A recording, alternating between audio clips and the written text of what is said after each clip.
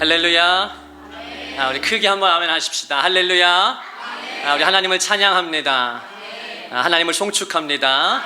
그분의 거룩하신 이름을 높여드립니다. 아멘, 아멘. 하나님께서 이 아침에 우리와 함께 하시고 우리의 찬양을 기쁘게 받으신 줄로 믿습니다. 또 이 아침에 저와 여러분에게 새 은혜 주실 줄 믿습니다. 요즘 제가 묵상하고 주중 기도회 때 선포하는 말씀인데, 그래서 여러분 올라오실 때 이렇게 만들어 드렸잖아요, 그렇죠? 거기에 올라오실 때, 계단 올라오실 때 어떤 말씀이 있어요? 오늘도 새 은혜를 주십니다. 아멘, 아멘.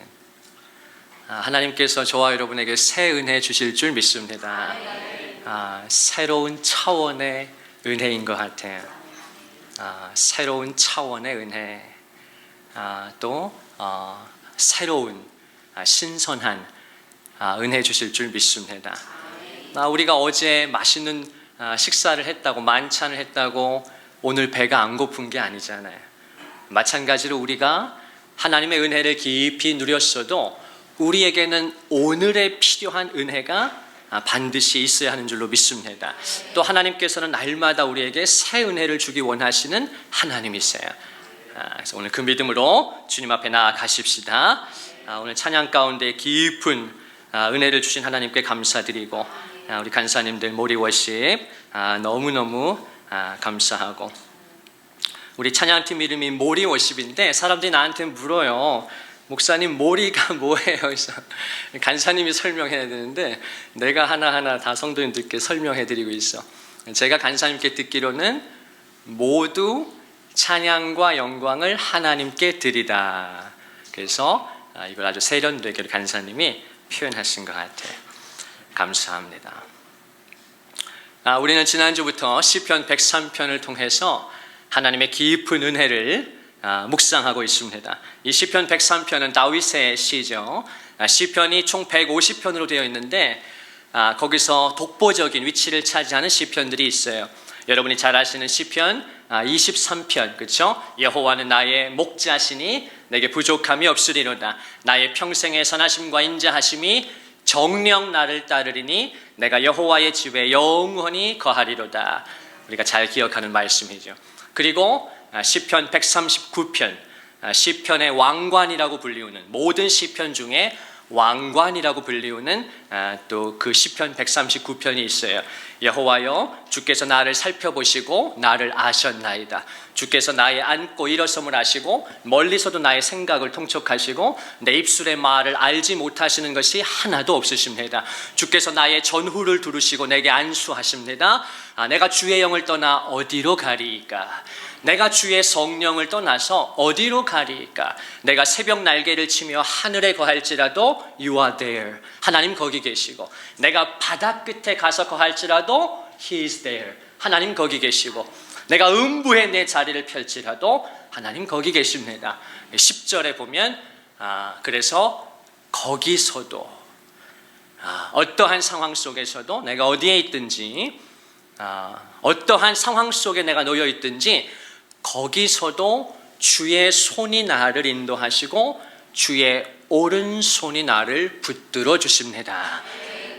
여호와여, 주의 생각이 내게 어찌 그리 보배로운지요. 내가 세려고 할지라도 모래보다 많습니다. 이게 시편 139편이에요. 지난주에 찬양했잖아요, 그죠? 하나님이여, 기억나요? 하나님이여, 주의 생각이 어찌 그리 보배로우신지요. 나의 생각보다, 나의 뜻보다 더 크고 놀라우신 주님. 오늘 왜 안 했어요, 우리? 너무 아름다운 찬양이고, 제가 시편 139편 나보다 나를 더 잘 아시는 주님, 그 찬양을 좋아하기 때문에 굉장히 제가 많은 버전을 들었는데 지난주에 우리 간사님 또 찬양팀이 인도한 우리 버전이 제일 좋더라고. 우리 대한민국 전체 교회에서. 아멘. 목회자만 좋은 거지 뭐, 그냥, 그죠? 우리 성도님들은 그래요? 그게 뭐 그 정도예요? 난 수없이 들었는데 주중에 너무 우리 찬양 잘하시던데 아주 힘있게, 아주 역동적으로 제가 꿈꾸는 예배는 다이내믹 월십, 역동적인 예배. 제가 가장 좋아하는 책 가운데 워렌 윌스비가 쓴 다이내믹 프리칭이라는 그 책이 있어요. 역동적인 설교. 그래서 설교는 역동적이어야 하고 찬양도, 오늘 찬양도 조금 더 우리가 힘있게 할 수 있었던 것 같아. 다이내믹 프레이즈 앤 월십, 역동적인 찬양. 왜냐하면 하나님이 역동적이시기 때문에 그렇습니다. 우리 하나님은 물론 때로 그분이 조용히 세미한 가운데 세미한 음성으로 엘리야에게도 찾아와 주셨지만, 그러나 많은 경우에 성경을 보면 하나님은 역동적인 하나님이에요. 그래서 구약에서 반복해서 계시하는 하나님의 이름이 엘칸나인데, 그게 여호와는 질투하시는 여호와다 하는 뜻이에요. 구약에 5번인가 반복이 되고 히브리서 12장 29절에 마지막 절에 또 한 번 반복하는데, 그 칸나라는 히브리어는 사실 질투라는 번역보다 열정이라는 뜻이에요. 열심. 그래서 우리 하나님은 어떤 하나님이신가? 엘칸나의 하나님이신데 그분은 열정의 하나님이시다. 열심의 하나님이시다. 그래서 그분이 세상을 만드신 거예요. 삼위일체 하나님이 뭐가 부족해서 세상을 만든 게 아닙니다. 하나님 홀로 완전하시고 자족하시고 스스로 충만하신데, 시편 19편에 다윗이 선포한 거, 고백한 것처럼 19편 1절에 하늘이 하나님의 영광을 선포하고 The heavens declare the glory of God. 하늘이 하나님의 영광을 선포한다. 그러니까 하나님께서는 뭐가 부족해서 세상을 만드신 게 아니에요. 하나님 홀로 완전하시고 충분하신데 하나님의 영광을 온 우주에 드러내시고, 로마서 1장에 말씀하는 것처럼 그분의 신성이 모든 만물에 드러나 있다. 그래서 마지막 날 심판대 앞에서 아무도 하나님을 부인할 수 없다. 전 하나님 몰랐는데요. 저 예수님 몰랐는데요. 저 그래서 못 믿었는데요. 그래서 교회 열심히 안 다녔는데요. 그래서 기도 안 했는데요. 로마서 1장에 아무도 하나님 앞에 핑계하지 못할지니 이는 만물 속에 하나님의 신성이 들어있다. 사람은 이 가을의 변화를 봐요. 오늘 아침에 얼마나 쌀쌀해, 그죠? 이야, 춥더라고 아침에. 그 계절의 변화 속에서도 신비하고 섭리 가운데, 우리 권사님 지난주 영국 출장 갔는데 비행기 타보면 구름 위를 말입니다. 너무 신비하고, 영국은 지금 저 영국을 못 가봐서 영국이 지금 하늘이 어떤지 날씨가 어떤지 저는 상상이 안 가지만, 우리 동탄에 지금 오늘 아침에 제가 교회 오는데 구름이 말이에요. 얼마나 멋있고, 이야, I love 동탄. 동탄이 얼마나 구름이 멋있고, 야, 제가 미국에 조금 있었잖아요. 근데 이야, 만만치 않더라고. 이야, 우리 동탄이 이렇게 하늘이 아름답나? 이야, 하늘이 하나님의 영광을 선포하는 것이에요. 그래서 우리가 그 하늘을 보고 구름을 보고 해와 달을 보고, 얼마 전에 추석 때 풀문, 보름달이 딱 얼마나 멋있어요. 우리 아내가 차를 타고 가다가 뭐라고 나 운전하는데 사고 나잖아. 나 자꾸 가리켜. 너무 이제 익사이팅한 거, 흥분한 거지. 달이 이만하다고. 그래서 봤더니 달이 그냥 쩔어. 이래머 달이. 그걸 보면서 에이구, 뭐 저게 저러네. 에휴, 사는 것도 빡빡하고, 에휴, 달도 뭐 그냥 못생겼네. 그리고 하나도 그게 멋있지도 않고 아름답지도 않고 내 마음에 감화되지가 않고. 아니에요. 달을 봐도, 그 아름다운 보름달을 봐도 거기에 하나님의 신성이 있는 것입니다. 하나님 만드신 거예요. 시편 19편의 다윗이 하늘이 하나님의 영광을 선포하고 궁창이 그 하나님의 솜씨를 드러내는도다. 우리 오늘 꽃이 없네. 저 카페에 가면 오늘 꽃이 많은데 그 꽃들을 보면서 하나님의 꽃 한 송이 화초에도 하나님의 생명력이 깃들어 있고, 이게 별 볼 일 없어 보이지만 자라나요. 그리고 새수는 저렇게 색깔이 연하고 아름다워요. 얼마나 신비한지 몰라. 그것이 그냥 저절로 되는 것이 아니라 하나님께서 그렇게 지으셨고 다스리시는 것이에요. 그럼 사람은 어떻게 했어요? 사람의 뇌가 얼마나 복잡합니까? 이거 뇌에 뉴런 하나만 잘못돼도 사람이 아무것도 하지 못해요. 마비가 되고 정상으로 살 수 없어요.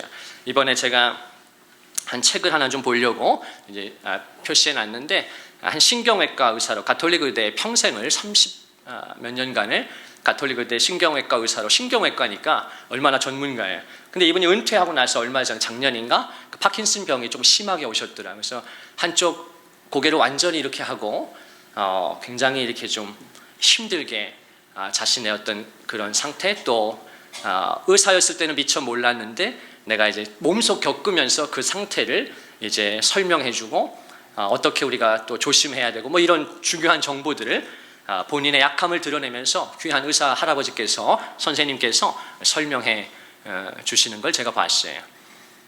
여러분, 그런 것이에요. 본인이 파킨슨 걸릴 거라고 상상도 못했고 평생을 신경외과 의사로 남을 치료해주고 도와주고 환자들을 상대했는데 은퇴하고 나서 본인이 갑자기 말입니다, 이 뇌에 어쨌든 문제가 생기니까 얼마나 복잡해.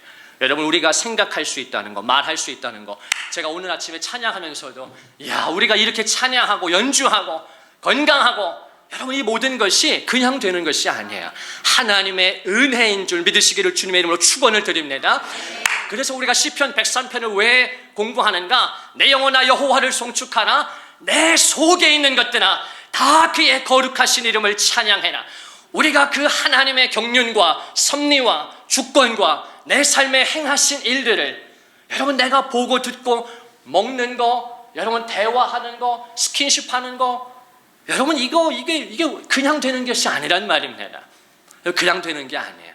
우리 몸에 70개 혹은 뭐 어떤 학자에 따라서는 100조개까지 세포가 있다라고 이야기하는데, 그 얘기는 뭐예요? 어떤 학자는 우리 속에 70조개가 있다, 어떤 학자는 100조개가 있다. 무슨 얘기예요?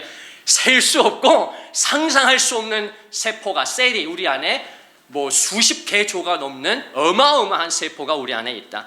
여러분, 그거 하나만 잘못 건드려도 사람이 큰일 나고 말 못하고 다 그러는 것이에요. 손 움직이지 못하고 그러는 것입니다. 우리가 그런 것들을 조금만, 이 시대가 지금 생각하지 않는 시대인데, 생각하지 않는 시대, 또 책을 읽지 않는 시대, 사색하지 않는 시대. 그래서 사실은 많은 현대인들이 교회를 나와도 설교를 듣기를 어려워해요. 첫 번째, 집중을 못해. 현대인들이 이 스마트폰, 미디어에 너무 우리가 뇌가 다 중독돼 있어서 무서운 겁니다. 작년에인가요, 우리 그 Stolen Focus, 그 도둑맞은 집중력이라는 책이 전 세계에 히트를 쳤는데, 저도 가지고 있는데 다 읽지는 못했어요. 근데 굉장히 중요한 책인데, 그 저자가 굉장히 많은 사람들을 연구해서 그 책을 써서 베스트셀러가 되지 않았습니까? 근데 그 책에서 하는 얘기가 뭐냐, 많은 얘기, 중요한 얘기를 하고 있는데, 여러분 한번 보세요. 기회 되시면. 굉장히 중요한 얘기를 하고 있는데, 그 중에 하나가 뭐냐, 실리콘밸리의 그 스마트폰 개발자들, 뭐 앱 개발자들, 미디어 개발자들은 절대 집에서 자기 가족들하고 그 짓을 하지 않는다는 거예요. 자기들이 만들어 놓고 자기들이 엄청난 회의를 해서 심혈을 기울여서 스마트폰을 만들고 앱을 만들고 미디어를 만들어 놓고 자기들이 겁이 나는 거예요. 이게 사람 죽이는 거, 사람 망치는 거라는 거예요. 사람 다 병신 만드는 거예요. 생각을 못하게 하고. 이야, 무섭더라고. 그 책에서 아주 이 저자가 말입니다, 꼭 보세요. 이 저자가 얼마나 그걸 자세하게 밝히는지 너무 무섭고 전 세계가 충격을 받았잖아. 자기들은 그걸 어쨌든 돈 벌어야 되니까 사업이 잘 돼야 되니까 어쩔 수 없이 만들었는데, 자기들이 회의하면서 너무 소름 돋게 무섭고, 자기들은 절대로 아무도, 자기 자녀들 노노노 절대로 스마트폰 주지도 않고 집에서 절대 그런 앱이나 이런 거 미디어 사용하지 않는다는 것이에요. 다 바보 되니까, 다 병신 되니까 집중하지 못하게 한다. 근데 여러분, 이게 마귀의 무서운 전략이에요. 현대인들이, 그리스도인들이 성경을 읽지 못해. 가만히 집중해서 읽지는 못해, 성경을. 그리고 생각하지 못해. 근데 성경은 뭐라고 말합니까? 신약 성경은 너희는 베레아 사람들처럼 말씀을 들을 때, 말씀을 읽을 때 이 말씀이 과연 그러한가? 이 말씀이 오늘 하나님의 어떤 부분을 가르쳐주고 나에게 뭘 말씀하는지 상고해야 한다, 생각해야 한다. 그런 것이에요. 여러분, 너무 좋죠? 말씀을 들으니까. 그래서 우리가 그런 것들을 생각하면 왜 하나님이 다윗을 통해서 내 속에 있는 것들아 다 그의 거룩하신 이름을 찬양해라고 하는지 알게 돼요. 우리의 세포 하나하나, 근육 하나하나, 조직 하나하나가 그냥 작동하는 것이 아니다. 우리 안에서 엄청난 이 메커니즘이 있는데, 우리 신체 안에 이 모든 걸 하나님께서 관장하시고 다스리시고 저와 여러분에게 복을 주셔서 이 아침도 이렇게 아름답게 예배하는 줄로 믿고, 이것이 우리 하나님의 선하심이고 하나님의 놀라운 은혜인 줄로 믿습니다. 2절 말씀에 보면 내 영혼아 여호와를 송축하며 그의 모든 은택을 잊지 말지어다. 하나님의 은혜와 그분께서 은혜로 주신 혜택들, 그걸 잊어서는 안 된다. 영적인 은혜의 혜택, 또 정서적인 혜택, 또 마음의 위로와 치유와 회복, 소망, 감사, 또 육적인 혜택들, 강건케 하시고 새 힘 주시고 연약할지라도 넘어졌을지라도 그는 넘어지나 아주 엎드러지지 아니함은 여호와께서 그의 손으로 붙드심이로다. 하나님이 우리를 붙들어 주십니다. 잠시 몸이 불편해서 넘어졌을지라도 아주 엎드러지지 않는다. 하나님이 우리를 일으켜 주십니다. 시편 42편 5절에 보면 내 영혼아 어찌하여 네가 낙심하며 어찌하여 내 속에서 불안해하는가. 너는 하나님께 소망을 두라. 너는 하나님께 소망을 두라. 그가 나타나 도우심으로 말미암아 내가 여전히 찬송하리로다. 할렐루야. 내 영혼아 네가 어찌하여 낙심하며 어찌하여 불안해하는가. 너는 하나님께 소망을 두라. 그가 나타나 도우심으로 말미암아 내가 여전히 찬송하리로다. 여러분 그 은혜가 오늘 예배 가운데 있는 줄로 믿습니다. 오늘 제가 이 3절 말씀만 짧게 나눌 것입니다. 그리고 다음 주에 제가 4절 하도록 하겠어요. 하나님은 다윗을 통해서 하나님께서 우리에게 베푸신 은택, 은혜와 또 그에 따른 혜택이 무엇인가를 3절 이하에 잘 가르쳐 주는데 오늘 특별히 가장 중요한 첫 번째 은택, 그리고 가장 중요한 은택, 같이 한번 따라 하십시다. 그가 내 모든 죄악을 사하신다. 우리 한번 가슴에 손을 얹고 주님 앞에 감사하는 마음으로 고백하십시다. 그가 내 모든 죄악을 사하신다. 아멘, 아멘, 아멘. 하나님은 어떤 분인가? 하나님은 우리의 모든 죄를 용서하시고 우리의 모든 병을 고치시는 하나님이시라고 이 3절이 가르쳐 주는 것입니다. 하나님이 우리의 모든 죄를 용서해 주신다. 우리의 모든 병을 고쳐 주신다. 우리는 죄로 인해 깨어졌고 부패했고 오염되었고 병들었어요. 저와 여러분 모두 겉은 멀쩡해 보여도, 여기 서 있는 제가 멀쩡해 보여도, 앉아 계신 성도님들이 아름답고 멋있어 보여도 우리의 내면 세계는 죄로 인해 깨어졌고 우리는 다 부패했어요. 우리는 오염되어 있습니다. 우리의 수십 개 조가 달하는 세포 하나하나가 죄에 오염된 것이에요. 우리는 병들어 있어요. 그래서 우리는 더 행복하고 싶고 더 기쁨과 활력이, 생기가 충만한 삶, 또 사랑으로 가득한 삶을 살기를 원하지만 그게 쉽지 않아요. 그렇게 그런 삶을 살아내는 성도, 그리스도인이 많지 않습니다. 예수님께서는 아주 의미심장한 말씀을 사람들에게 하셨는데요. 건강한 자에게는 의사가 쓸데없고 병든 자에게라야 쓸데있느니라. 나는 의인을 부르러 온 것이 아니라 죄인을 부르러 왔노라. 우리 주님께서 하신 아주 중요한 말씀인데요. 얘들아, 건강한 사람에게는 의사가 필요 없어. 병든 사람에게 필요한 것이야. 그런데 나는 의인을 부르러 온 게 아니야. 나는 죄인을 부르러 왔노라. 무슨 말씀이에요? 네가 너 스스로를 건강하다고 생각하면 너는 의사가 필요 없지. 너는 구원자가 필요 없지. 자신을 가리켜 말씀하는 거예요. 네가 스스로를 건강하다고 생각하면, 네가 스스로를 괜찮다고 생각하면 너에게는 내가 필요 없어. 나는 의인을 부르러 온 게 아니니까. 로마서 3장 10절에 의인은 없나니 하나도 없으며 23절에 모든 사람이 죄를 범하였음에 하나님의 영광에서 떨어져 나갔다. 하나님이 보실 때 의인은 없는데 모든 사람이 죄로 인해서 하나님의 영광을 잃어버렸는데, 하나님의 형상을 상실했는데 나는 그들을 고치러 왔지, 네가 건강하다고 생각하고 나는 괜찮다고 생각하면 너는 나와 상관이 없다. 그런 말씀이에요.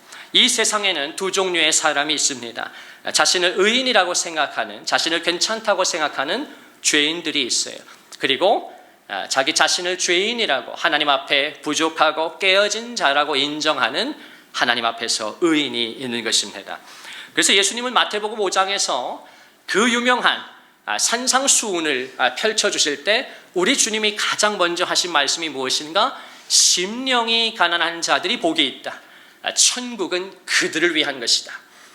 심령이 가난한 사람, 마음이 가난한 사람은 복이 있다. 천국은 그들의 것이다. 그 다음 4절에 애통하는 자는 복이 있나니 그들이 위로를 받을 것이다. 애통한다는 건 뭐예요? 자신을 건강하다고 생각하는 사람은, 자신을 괜찮다고 생각하는 사람은 그의 삶에 애통이 없어요. 그러나 하나님 앞에서 내가 깨어져 있고 우리 가정에 어려움이 있고 병들어 있고 내가 죄로 오염되어 있음을, 그래서 이거밖에 안 되는 내 실존을 깨닫고 생각하고 자각하고 주님 앞에 인정하고 실토하는 사람은 애통하는 사람이에요. 자기 자신에 대해서 슬퍼하고 가정에 대해서 아파하고, 이야, 내가 배우자를 정말 사랑해서 만나고 귀한 아내인데, 귀한 남편인데 정말 내가 아내를 지지해주고 더 연약한 그릇으로 알아서 품어주고 사랑해주고 항상 아내를 지지해야 되는데 이놈의 남편들이 아내에게 잔소리도 막 해대고 자꾸 아내를 깎아내리고 무시하고 짓밟고, 그러고 나서 후회하고 서로 힘들어지고, 또 아내들은 남편을 정말 사랑하고 존중하고 남편을 가장으로서, 또 에베소서 5장의 가르침대로 말한다면 그리스도가 교회의 머리듯이 남편이 가정의 머리라고 성경은 가르쳐주는데, 그 위에 있다는 뜻이 아니에요. 어떤 영적인 질서를 가르쳐주는 것이지 교회를 설명하면서 에베소서 5장은 교회를 가르쳐주는데 교회를 말씀하다가 결혼 생활을 비유로 들은 것이죠. 그래서 남편들은 아내를 사랑하는데 어떻게 사랑해야 하는가? 그리스도가 교회를 위해서 자기 자신을 내어준 것처럼, 그리스도가 교회를 위해 자기 몸을 다 찢기까지, 피 흘리기까지 주님이 교회를 사랑하신 것처럼 남편들은 그렇게 아내를 사랑해야 한다. 거기 어디 잔소리가 있고 거기 어디 아내를 깎아내리는 게 있어요. 한없이 품어주고 지지해주고 그거밖에 없는 것이에요. 근데 그게 우리 육신의 힘으로 되지 않아. 우리 감정의 힘으로 되지 않아요. 오직 하나님의 영으로만 되는 것입니다. 아내들도 마찬가지. 우리 남편 참 멋있지, 사랑스럽지, 존중할 만하지. 잘할 때는, 남편이 잘할 때는, 남편이 멋있어 보일 때는, 남편이 조금 시원찮으면 아유 저거밖에 안 되는, 나보다 어쩔 때 한심해 보이고 자꾸 남편을 또 갈구고 남편을 자꾸 바가지 긁는다고 그러나요? 저는 바가지를 긁혀본 적이 없어서 모르겠네. 미안합니다. 심심한 위로를 전합니다. 남자 성도들에게 잔소리하고 남편을 자꾸만 잡아먹으려고 그러고 그러면 안 돼. 남편을 사랑하고 존중하고 할 수만 있으면 우리 가정의 머리로 세워줘야 하나님의 질서가 잡히고 하나님의 뜻이 이루어지고, 교회가 그리스도가 교회의 머리인 것처럼 남편들이 가정의 머리가 됩니다. 영적 제사장의 어떤 그 위치를 설명해 주는 거예요. 뭐 물리적으로 위에 있어서 남자들이 마음대로 해도 된다 그런 뜻이 아니라, 그러면 큰일 나죠. 그런 뜻이 아니라, 그래서 그 앞에 너희는 피차 복종하라는 말씀이 먼저 하는 것이죠. 피차 복종하되 질서가 그렇다. 근데 어떻게 피차 복종해요? 피차 복종하기는 개뿔, 피차 그냥 잡아먹고 갈구고 심하면 몸싸움까지 하고. 지난주 중에 뉴스를 보다가 어떤 여성 40대 여성이죠? 뛰어내리려고 하다가 잡혔더라고. 경찰에 부부싸움 하다가 화병인가를 집 바깥으로 베란다로 던져버리고, 완전히 이제 너무 안타까운 일이죠. 완전히 이제 마귀가 그 두 사람을 장악하니까 이성을 잃고, 얼마나 그 아내가 또 악에 바쳤으면, 그래도 남편한테 안 던진 게 얼마나 감사해. 남편한테 화병 안 던지고. 아이고 근데 또 아니지, 바깥에 던졌으니까 더 위험하지. 감사하게도 하나님이 보호하사, 우리나라는 애국가부터 하나님이 보호하사 좌우간 바깥으로 화병을 던져. 그러면 큰일 나요. 절대 그러면 안 되는데, 다시는 그런 일이 있어서는 안 되는데, 아무튼 감사하게 아무도 다친 사람은 없었다고 해요. 그러고 나서 이 사람도 이제 완전히 흥분하고 자신도 감당이 안 되잖아. 그래서 베란다에서 자기도 투신하려고 그랬어요. 근데 이제 누가 신고해서 이제 경찰이 와서 뜯어 말리고 행복하게 살라고 권고하고 그랬을 거예요. 우리의 힘으로 되지 않습니다. 우리의 감정으로, 의지로 되지 않아요. 하나님의 성령이 남편의 마음을 온유하게 만들어줘야 되고, 아내를 사랑하고 지지하게 만들어줘야 되고, 또 하나님의 영이 아내의 마음을 부드럽게 해서 남편의 좋은 점들, 장점들을 세워주고 그러는 것입니다. 그래서 그런 것들을 하나님의 은혜와 자기의 죄성, 자기의 한계, 불완전함을 깨닫는 사람들은 애통하게 돼요. 자기 자신에 대해서 먼저 애통하고, 야, 내가 배우자를 이렇게밖에 대우를 못하네. 우리 부모님, 뭐 양가, 또 우리 시댁, 처가, 뭐 본가, 뭐 또 자녀들, 내가 이거밖에 못하네. 이거밖에 못해. 또 자녀들은 부모에게 또 이거밖에 못해. 순종하지 못해. 부모를 공경하지 않아. 야, 내가 이거밖에 안 되네. 자기 자신에 대해서 애통하는 그 사람은 복이 있다. 자기 가정을 놓고 또 지금 나라와 민족을 놓고 전쟁을 보면서 애통하는 그 사람은 복이 있나니 그들이 하나님의 위로를 얻게 된다. 근데 어떻게 이렇게 할 수 있는가? 자기의 깨어짐을 아는 사람, 그래서 주님 없이 살 수 없는 사람, 그 사람이 천국의 백성인데 그것이 우리의 힘으로 되지 않아요. 그래서 이 심령이 가난한 사람, 또 애통하는 사람은 누구냐? 자신에 대해서 죽은 사람이에요.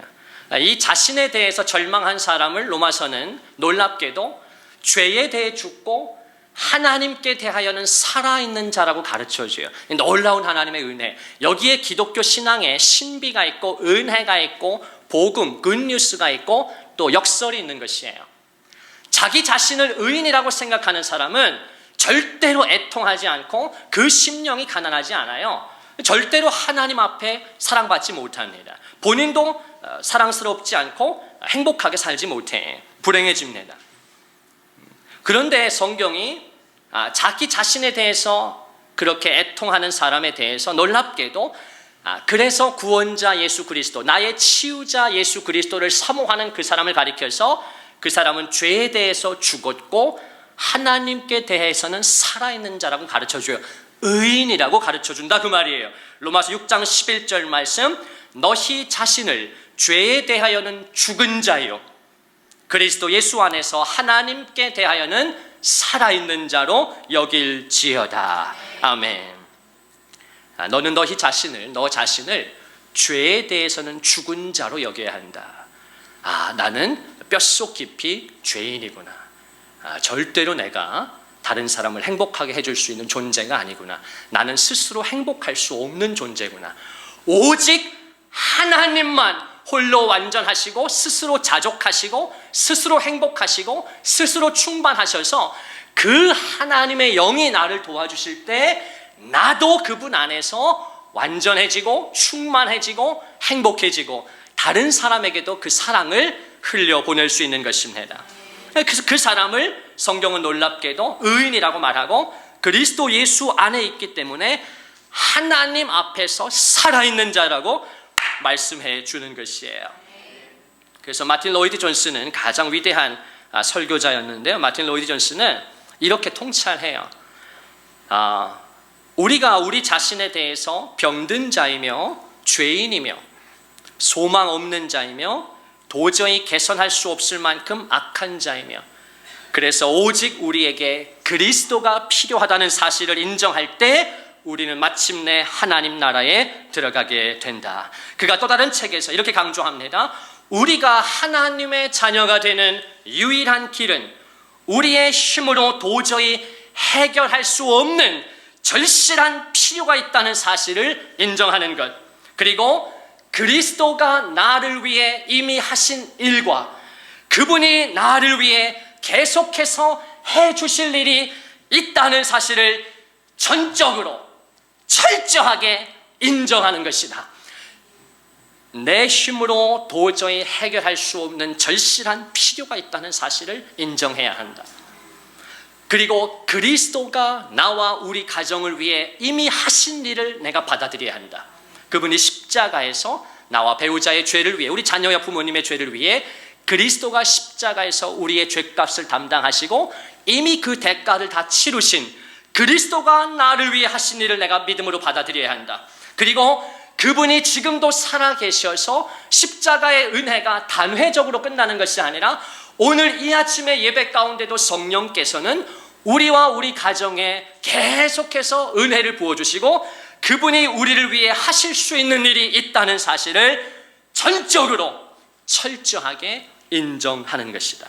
그것이 the only way to become a children of God. 하나님의 자녀가 되는 유일한 길이다. 여러분, 오늘 그 은혜가 저와 여러분에게 있기를 주님의 이름으로 축원을 드립니다. 그래서 이런 사람이 어떻게 되는가? 사도행전 2장에 보면 사도들이 그리스도를 전파합니다. 그리스도가 십자가에서 죽으신 일, 너희가 십자가에 못 박은 그 그리스도가 하나님의 아들이시고 구원자이시며 바로 너의 죄를 위해 죽은 거라고 베드로가 설교할 때 그 말을 들은 많은 사람들이 사도행전 2장 37절에 보면 이런 반응을 보여요. 형제들아, 우리가 어찌할꼬? 주님, 오늘 아침에도 예배를 드리면서 말씀을 들으면서 그러면 하나님, 저는 어떻게 할까요? 우리가 어찌할꼬? 오늘 말씀을 듣는 남편이 주님 앞에 하나님, 제가 어떻게 해야? 오늘 말씀을 듣는 아내가 주님 앞에 하나님, 내가 어떻게? 오늘 말씀을 듣는 자녀들이 하나님 앞에 주님, 제가 어떻게?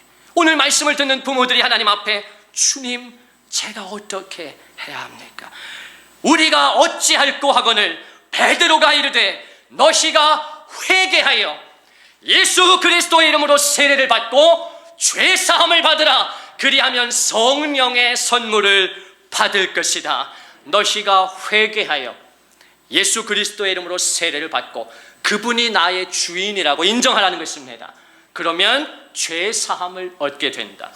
회개라고 하는 것은, 성경이 말하는 회개라고 하는 것은 하나님, 제가 1년 전에 100원을 떼어먹었습니다. 1000원을 떼어먹었습니다. 남에게 해를 끼쳤습니다. 이게 회개가 아니라는 것이에요. 그건 아주 작은 죄의 열매를 주님 앞에 아우르는 것뿐이지. 성경이 말하는 회개라는 것은 뭐냐? 죄의 본질은 자기 중심성인데 하나님의 자리를 내가 앉아서 찬탈하고 내가 하나님의 자리에 앉아서 내가 내 삶의 주인인 것처럼, 내가 우리 가정의 주인인 것처럼, 하나님은 그리스도가 교회를 위해 자기 몸을 내어주신 것처럼 그렇게 아내를 귀히 여기라고 했는데 내가 내 가정의 주인인 것처럼 아내를 함부로 하고, 그게 죄라는 것이에요. 그리스도가 교회의 머리인 것처럼 아내들아 남편에게 순종하라고 성경은 가르쳐 주는데 내가 가정의 주인이 되니까 남편이 하는 것마다 못마땅한 것이에요. 그게 성경은 죄라고 이야기하는 것이에요. 자기 중심성에서 발로하는 하나님의 자리를 내가 찬탈하고 내가 주인 노릇하는 것, 그게 성경이 말하는 하마르티아예요. 죄라는 것입니다.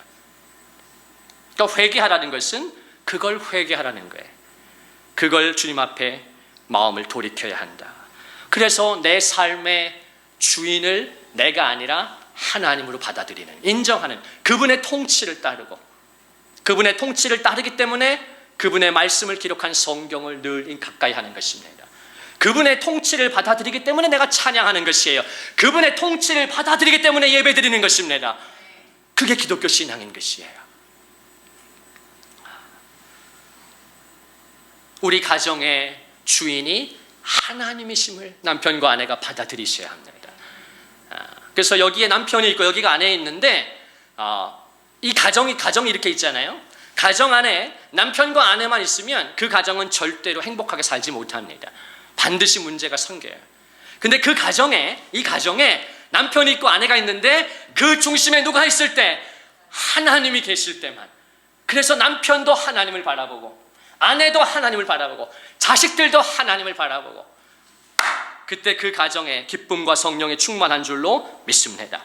너희가 회개하여 예수 그리스도의 이름으로 세례를 받고 그분을 주인으로 받아들이고 죄 사함을 얻으라. 그리하면 성령을 선물로 받으리니, 성령을 선물로 받게 되는 줄 믿습니다. 고린도전서 15장 22절에 아담 안에서 모든 사람이 죽은 것 같이 그리스도 안에서 모든 사람이 삶을 얻을 것이다.